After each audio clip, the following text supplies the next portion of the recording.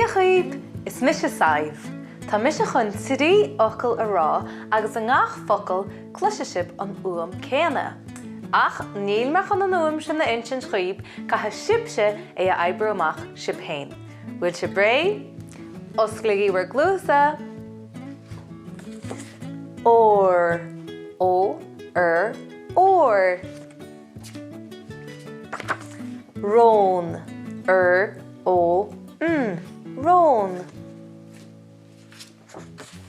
Bow, bow. Well, ru se banana oibriú amach. Se is guta tá an. Se tá sína fada Se tá ceart agaí. Ó, bhí sibse inan ó a chluistal I ngach ceannas na fogla sin. Ó fada. An cuimhin libh cén job atá ag an sína fada seo.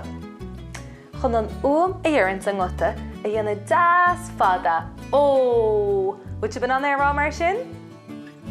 Má sib, ó. Nis, má chuirm an litir seo in aice leis an litir sin, cén focail atá ang? An dúir sib cúnacham é a léamh? Ó, nó. Agus anis? Ó, ón. Anis? Ó, lón.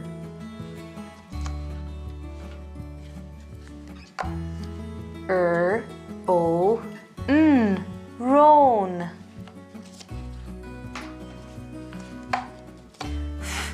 Ó, phone.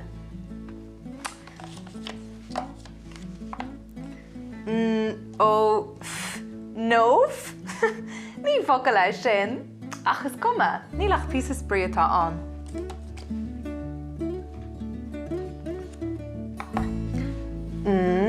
Ó, nós.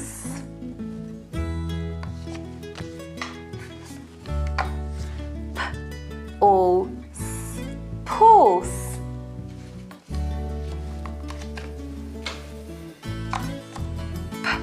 Ó, póg.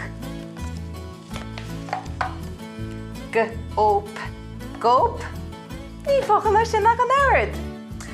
Déitoch mud lista mór fada a dhéanana dus na focail ar fad le ó fada iontab ach bhach mud an seo go dtí amórach.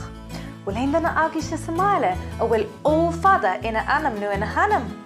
Bhfuil sibse nád smuoine ar aon focail le ó fada an. Tám cinnte go bhfuil duna gí lista mór fada sa bhaile. Slán go fólín.